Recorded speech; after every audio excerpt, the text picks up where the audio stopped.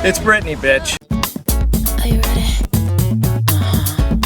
In the Zone is Britney's fourth studio album released in 2003. While dealing with positive overview of critics, the album supports urban and pop sounds with sensual undertones. She also made some collaborations with Madonna, the Yin Yang Twins, and also other producers. So put a check mark on the Britney barrel and let us get into the zone with Britney Spears. That's me against the music. It's just me. I think Me Against the Music is kind of a personal fave. Madonna and Britney together served a combo that is piping hot. This is like a dance anthem or dance competition. Madonna in the bridge is challenging Britney for a dance-off to show if she can take the heat. My people in the crowd, let me see you dance. It is kind of hyper how the production flows well, creatively full of thumps and beats. It gives the dancing inside a battle cage type of vibe. It gets more overcrowded in a good way as it progresses, symbolizing the party-like aura of the song. All night long, let's go. We're almost there. The delivery of the lines is iconic as well. Britney has a verse that she really rapped in full speed, mouth-drying to say the least. I don't know what the fuck she's saying, but girl, I am living. Madonna is actually more ad-libs, background vocals, and has her part on the bridge. I like the song overall, fun, carefree, and danceable. I got that. The title is Going Places. I Got That Boom Boom is a special one indeed. If I would to describe this song is when you riff off at pitch perfect. You probably should choose this for songs about butts. And the lyrics are entirely just Britney enticing someone to dance with them. The production is beat heavy, or should I say boom heavy. It matches the boldness and how hard-hitting the sounds are to produce the music itself.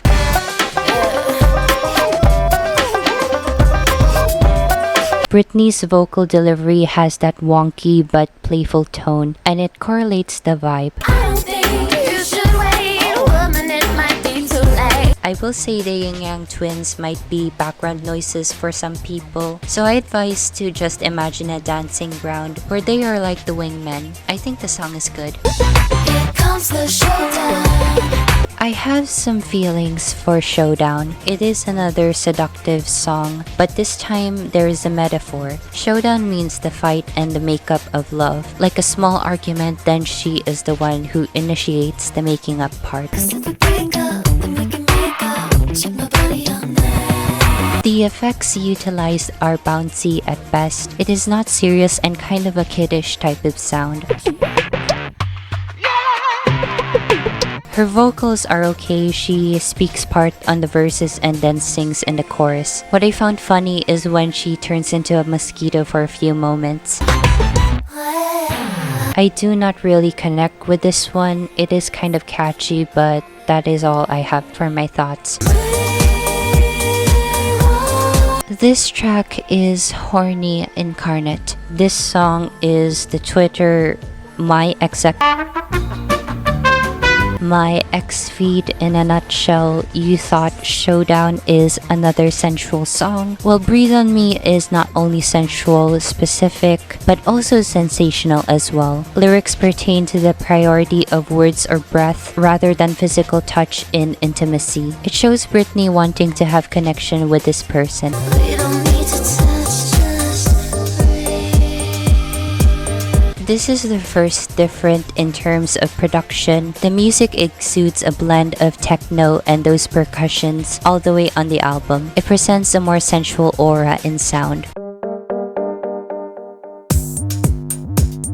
Her voice is so soft yet so striking, and it leaves a type of joy. It is airy and light. Her delivery is also astonishing, but this time it is best served cold. we don't need to touch,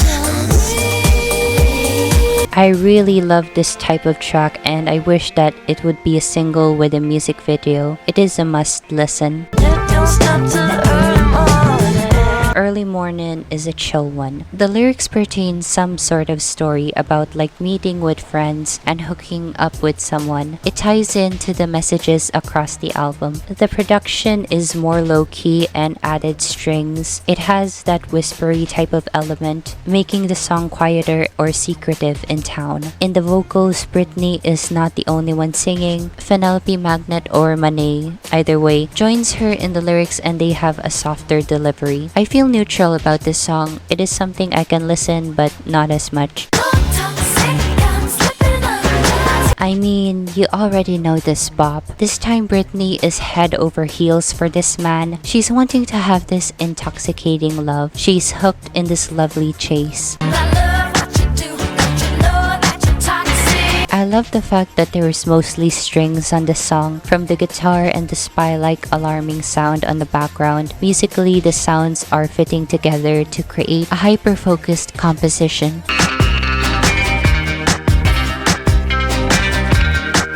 Britney's vocals are magnetic in this song, possibly the delivery and the tones. She ate the plate and the table and the restaurant, and still no crumbs left on the floor. Toxic.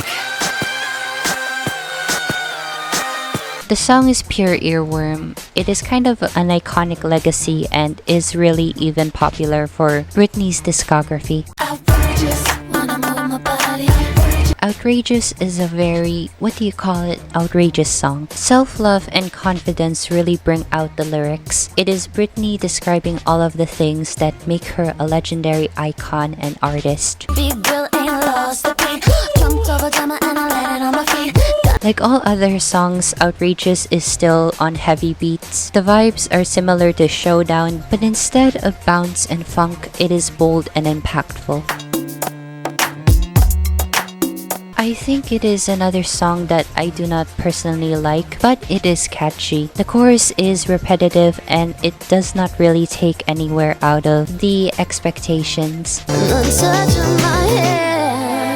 Touch of My Hand is an underrated ballad. It is definitely another self-love type of song. To put it into words, exploring herself more sensually, it is kind of a shedding and personal premise for a track. I love myself, it's not a sin. I can't control what's happening. What I love about this song is its production. At the start and throughout the song, there are swaying Eastern sounds, which is somewhat prevalent on some other tracks in the album. Britney ballads are possibly the most powerful in her discography. I love the calming and releasing effect on the forefront voice. She really projects mostly at the end of the song. Overall, it is definitely well executed. I was shocked actually when I researched about the meaning of the lyrics, but that does not really dock down. I think it is a valid subject, if the meaning is perhaps true. The hookup is a surprising one. No need for clear explanation for the lyrics as it is already self-explanatory. The song is seductive to the core and talking about having a hookup with someone. Grab my wrist when I get with the rhythm of the move you do. The production is quite similar to I Got That Boom Boom, only there is a heavier influence with the Eastern sounds again, and it is rather continuous and non-stop in a way, like you can dance it all throughout the night if it ever is a non-stop thing. I really like Britney's delivery. It is very clear and quite playful, both fun and enticing at the same merit.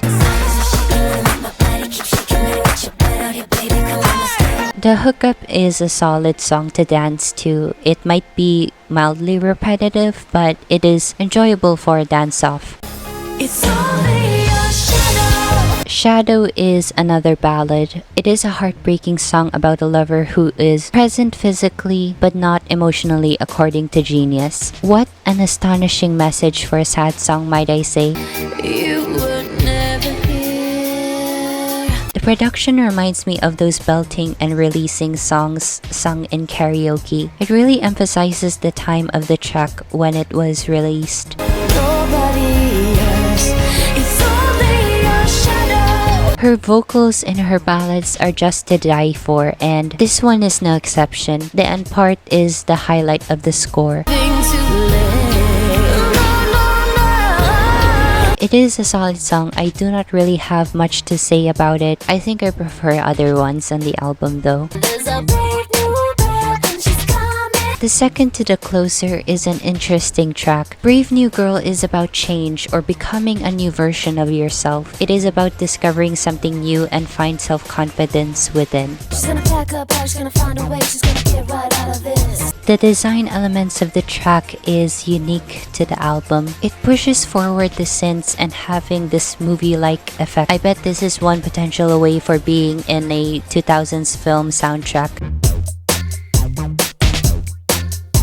She sped talks through her verses and gives a robotic delivery in the chorus. The chorus evokes the lively and most of the energy throughout the song.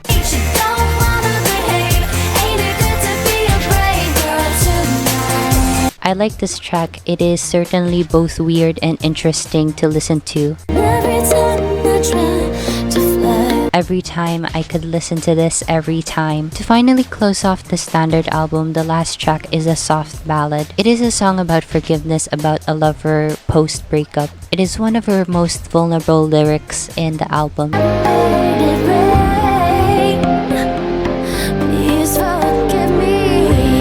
Surprisingly, this is the one song that has mostly piano in the back. It grants a haunting and somewhat silent atmosphere in the grand scheme.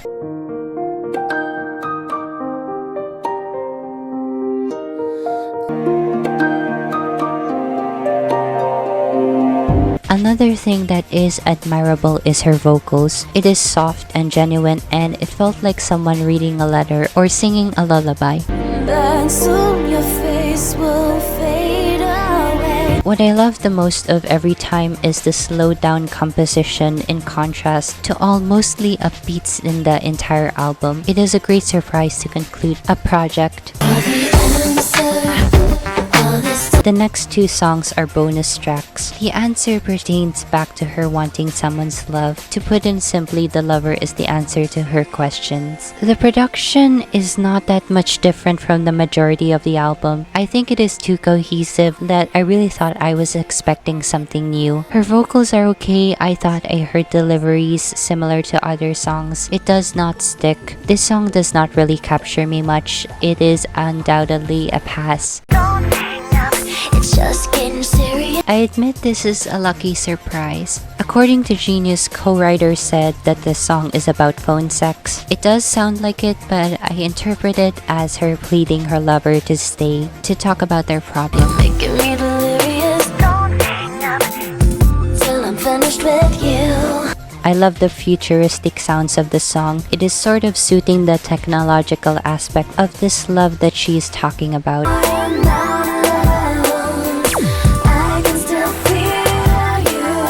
Her delivery is also as important as the whole entirety. The usage of altering effects and voice modifications is a nice touch. I do like the second bonus track in general. It is so captivating to repeat. Those are all the 14 tracks of the album. The theme around the work starts off with dance and parties, then leads to love and seduction, and ending off with self-reflection. As this is a precursor to Blackout, it finds the stage of the maturity in her discography. Frankly, this is one of her central albums with amount of seduction and love all over the lyrics. I have to say I may have found a sense of too much cohesiveness as we get to track 9. Does not taint the album in a way. I just find some songs are very similar. Maybe I am a bit biased on variety, but that is my thought process. Britney's vocal range is also stunning as well. Anyways, that is for the full album review, and here are my rankings.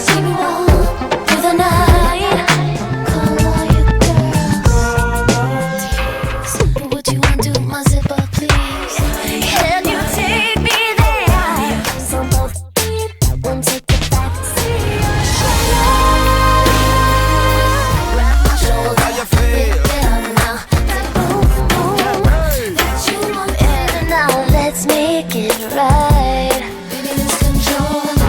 Just work your body.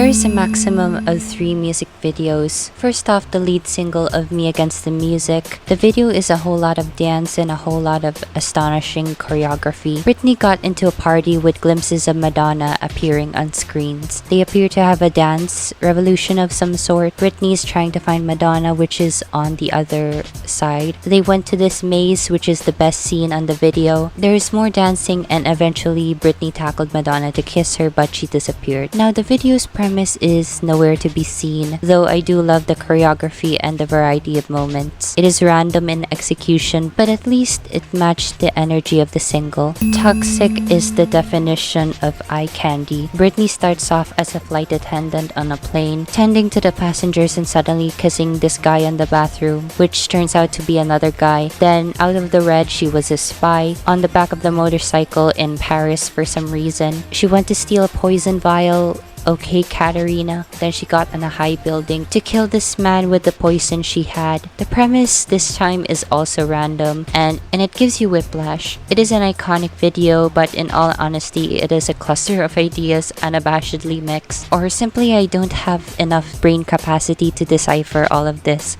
Every time brings the only set of reality. It is another message for Britney's issues with her fame and the paparazzi. They went rapidly surrounding her as she goes in with all her bodyguards and her boyfriend. Her boyfriend is also mad of this pressure, and it shows the limelight affects their relationship. The story went dark when she hopped in the tub and bled with the wound on her head. Now we get shots of her running in the hospital halls in white, symbolizing her battle with life. In an interesting showcase, while her body was in life support, the other room shows a woman receiving her baby. I believe it is like a nod to reincarnation as a hint, but in the end she was okay and woke up in the tub. Some say a different ending is that she dies. There is another special version where she's at the hallway in white throughout the whole video. It is another glimpse of how she feels about her fame and the negative aspects of it. It appears that these music videos are very telling of the time of the 2000s. I think the sense of having a maxed out production and choreography and an insight of the artist's mind left a certain value for an audience. The first 2 videos are very hyperactive in format. Every time is the only softer one, but it is haunting at the same time. Of the videos in this era is the pure intensity. It wants the audience to have a certain emotion. The premises of the videos are random to dark territory. I believe this is the first era of Britney. I am confused about the music videos. To start off at the aesthetics section, let us take a look at the album cover first. This is a simplistic image with just her face staring right at the viewer, engulfed in a strong blue tone, which is the foreshadowing of the techno and futuristic sounds of the album. It gives a match of intensity with Britney's eyes and a spark of territory. I like the album cover. It is straight, concise, and clean. Now, the blue does not stop for the album cover only, but continued with some of the photos in the photo shoot. The cool tone is emphasized through flowy and static poses. It complements the vibe of the album in a visual description. However, most of the outfits are time-based. It is the style of the middle of the 2000s, and the following trends are faithful. Britney Spears wore the hats, crop tops, and the low-rise pants combo, mostly sleeveless tops, a little bit of fur, and minimal jewelry. Her makeup goes from a clear look to something dark and more experimental, which is evident as well when comparing her photo shoot to her music video looks. Now, before I show my top 5 looks on this era, there are at least 2 honorable mentions. This toxic look, as I said before, she looks like Katerina, although I think League of Legends is not released yet. I mean, let me ask the audience. If you think this is akin to the League of Legends character. In other aspects, this is a fun spy outfit. I will also give these blue outtakes a spotlight. They are simple, but the blue filter really brings out the elements of the design. It is also a very strong color to the album's tone. Let us proceed to the now top 5 favorites. As a fur jacket lover, I do like this simple ensemble. The fur trims are so plush, I really want wanted to have one. It is a blend of fall and summer, and it is just a clean cohesion. The Onyx Hotel tour supports this black bodysuit with a ton of belts. Nothing screams more 2000s in this code. Again, I like Spy Britney, and this is a cool outfit in general. The belt looks professional and it kind of feels constricting. I hope she can breathe fine. This iconic music video fit is so magnetic and charismatic. It is an inspired ode to Michael Jackson, which is also present in the music in one moment. It is mafia boss but with a little bit of edge to it. What I love is the blue collar and the necktie combo. It is the only vibrant color on this bold black outfit. Her makeup looks good too. The every time piece is a simple one, but the message of the song itself really elevated it through the levels. She is just in a big white collar shirt with a dress underneath and some slippers. It is the most comfortable yet and minimalistic. Her wet hair and clear makeup are a stunning touch. Out of all the looks in Toxic, the blue flight attendant will forever be iconic. It is structured about something that can be seen in the future. The high shoulder pieces are authoritarian in style. The blue color really ties the ensemble together to present a bold image in a warm yellow background. It is the most favorite outfit.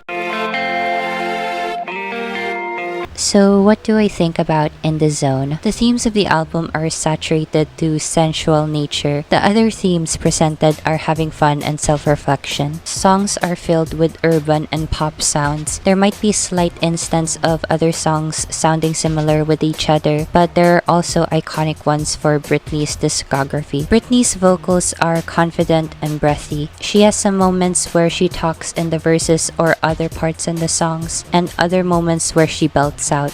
There are some elements of both futuristic and Eastern sounds. It gives a form of variety on all the tracks included in the project, but mostly are fueled with thumps and drums throttle. Music videos and aesthetics are revolved in its time. They really captured the 2000s trends, but with some futuristic sparkle to correlate to the album. For a total of 14 songs, I think I only like up to 8 songs from In the Zone. It is a very unique and iconic album to bring to her discography. While my personal taste says otherwise, I think this is one of the general public's favorite album of hers. It is nice, stylish, and presents polished, futuristic sounds. Anyways, that is my concluding thoughts in the album. If you want to suggest more album reviews, leave it down on the comments. Feel free to like and subscribe to help the channel. In a couple of days, I will see you again for the next video, and have a nice day.